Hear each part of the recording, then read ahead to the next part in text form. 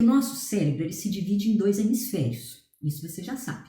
O hemisfério esquerdo e o hemisfério direito. O que talvez você não saiba, que vai aprender hoje, é que o hemisfério esquerdo, nosso hemisfério esquerdo, ele é o mais lento. Ele é o mais lento e é responsável pela linguagem e pela lógica. Pode notar, eu, por exemplo, não conheço certas línguas e tenho um pouco de demora para aprender. Para outras, não. Para outras coisas é super rápido.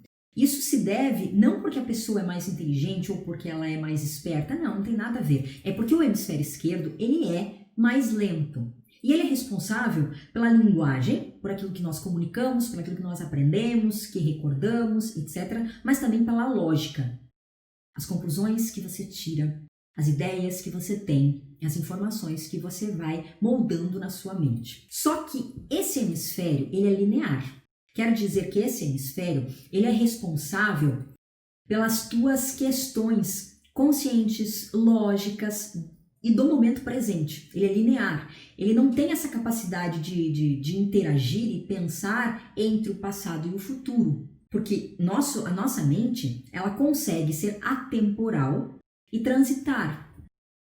Porque é atemporal. Agora, o hemisfério esquerdo, não. Ele é linear. Ele só segue uma linha. O hemisfério direito, ele é mais rápido. Só que ele é simbólico e também é metafórico. E aqui o que você vai entender é que o hemisfério direito é onde ficam armazenados os traumas, os símbolos, estas metáforas, as histórias, as emoções, os sentimentos, as memórias, tudo fica ali nesse hemisfério direito. E ele é mais rápido. Então, por isso que na maioria das vezes, quando você sente o cheiro, vamos supor que você sentiu o cheiro da casa lá da sua avó. Você vai lembrar da casa da sua avó. É mais rápido. Agora, para você aprender um novo idioma, para aprender alguma outra atividade, esse hemisfério esquerdo que é mais lento, é mais racional, essa lógica demora um pouco mais. Entendem aqui o porquê que esse lado emocional, esses gatilhos emocionais, nesse lado do nosso hemisfério, que é o hemisfério direito, ele tende a ser mais ágil, ser mais rápido. Agora você vai entendendo onde eu quero chegar. O bloqueio emocional, que todos nós podemos ter em algum momento na nossa vida, ele é um mecanismo de defesa. É um mecanismo de defesa. Por mais que isso nos atrapalhe, por mais que isso nos bloqueie, por mais que isso nos trave, em suma, é um mecanismo de defesa. Se eu acabei de dizer que é um mecanismo de defesa, esses bloqueios emocionais, perceba que deveria ser uma coisa boa. E equilibradamente ele é uma coisa boa. O problema é quando isso foge de um certo equilíbrio. E a gente não dá mais conta, não entende, não sabe como desbloquear. Ficou travado pro resto da vida e o problema fica cada vez maior. Aí, então, nossa mente, ela oculta essas memórias. Oculta essas memórias de dor, principalmente para evitar um sofrimento. Porque imagina, se esse bloqueio emocional é um mecanismo de defesa, ele vai ocultar uma série de memórias para eu não sentir dor. Por quê? Imagine só, se eu lembrar tudo que eu passei na infância, talvez eu seja uma pessoa muito revoltada. Se eu lembrar tudo que aconteceu, talvez eu não vá gostar muito não. Por defesa, esse mecanismo vai ocultando essas informações. Lá no fundo a gente sabe. Mas como não é importante, vai ocultando para que você siga a sua vida normalmente, para que isso não te atrapalhe. Por defesa. Então aqui nós podemos ver o lado bom dessa história. Só que quando isso acontece, a situação dolorosa, ela não deixa de existir. Não é porque é um mecanismo de defesa que não é doloroso, não é verdade? Não é porque é uma coisa que vai nos preservar que faz bem.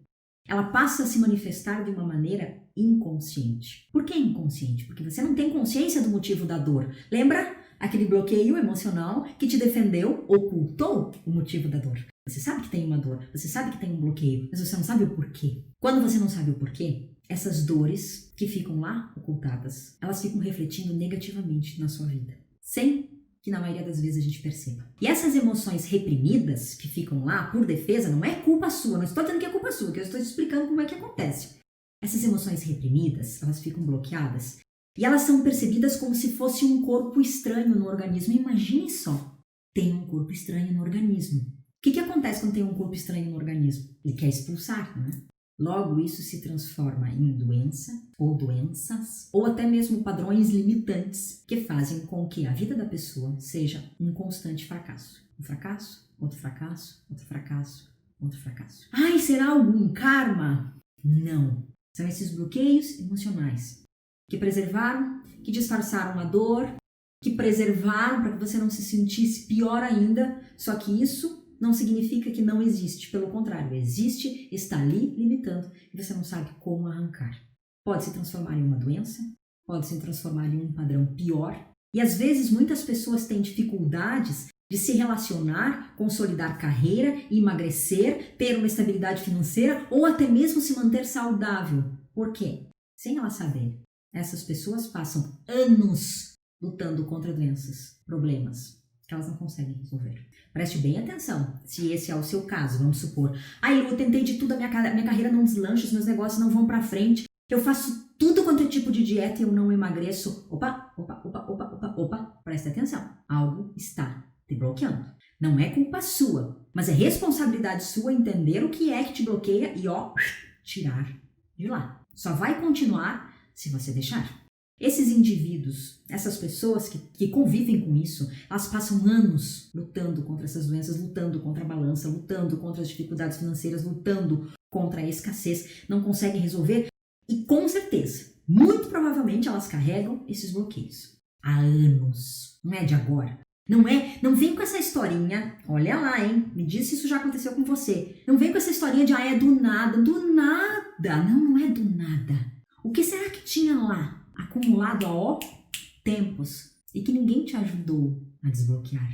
Ninguém te mostrou como fazia para desbloquear. Percebam como a nossa mente, ela vai escondendo, ela vai ocultando coisas para nos proteger. E se a gente não começa a se perguntar por que eu tenho isso? Por que essas coisas acontecem? Por que eu ajo dessa maneira? A tendência é que eu vá continuar repetindo,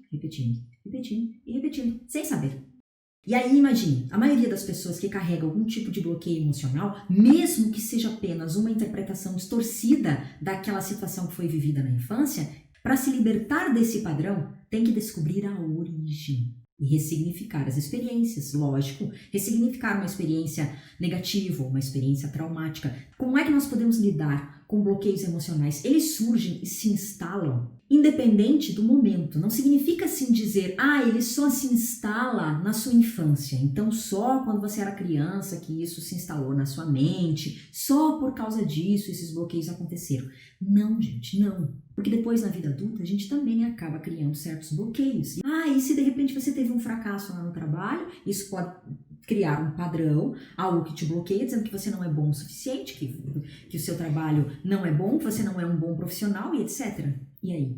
Então não é só o que acontece na infância. Também não resolve de nada, não resolve eu dizer assim para você, olha, isso que aconteceu, esses bloqueios que você tem, você precisa reprogramar a sua mente. Gente, eu sei, é muito comum comparar a nossa mente a um computador. Aí você pega a mente humana, que é tão complexa que não há computador, não há máquina nenhuma que possa comparar tamanha complexidade e coloque lá experiências, a genética de cada um, a vivência de cada pessoa, a forma como ele foi criado, as informações que ele traz na mente. Não há, imagine, potencial louco de uma máquina para se comparar à nossa mente. E aí eles dizem assim, não, reprogramar a sua mente porque sua mente é como um computador. É só uma metáfora para dizer para vocês que as informações que você tem arquivadas na sua mente podem ser deletadas e substituídas por informações diferentes,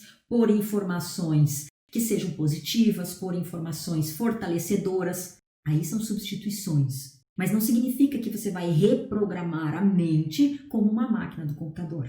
Até porque tudo que tem a ver com a mente humana é interno. Não tem como eu pegar um dispositivo qualquer e tentar enfiar na minha mente. Não dá. É interno. Um computador, quando você vai reprogramar ou quando você vai formatar, você deleta os arquivos e aí você insere os programas que você quer. Mas na nossa mente não tem um botão, não entra por lugar nenhum. Não é uma máquina. Ai, Lu, mas então como é que eu faço? Porque essas crenças, esses bloqueios, eu posso ouvir sons binaurais? Não dá para você utilizar esses acessórios para criar uma reprogramação e tentar colocar isso na sua mente, porque não vai funcionar. Lu, então como é que eu destravo? Como é que eu desbloqueio esses problemas que aconteceram, emocionais? Talvez eu lembre de alguns deles, talvez não. Você precisa se questionar. Lógico, quem já é meu aluno aqui sabe que eu sempre comento sobre questionamento, sempre comento sobre perguntas e etc. Mas questionar, fazer uma pergunta para entender qual é a resposta, qual é o problema e, consequentemente, qual é a solução, é a melhor saída. Lu, mas e se eu não sei qual é o meu trauma, eu não sei qual é o meu bloqueio, eu não sei qual é a minha crença? Então, nesse caso, você vai ressignificar. E ao ressignificar, você vai curar não só o que aconteceu, mas principalmente a importância que você dá a esse fato. Então qual é o segredo, Tia Lu? Você vai ressignificar, você vai voltar naquele momento, você vai refazer aquilo, vai identificar onde é que estão os teus problemas, os teus bloqueios e vai curar.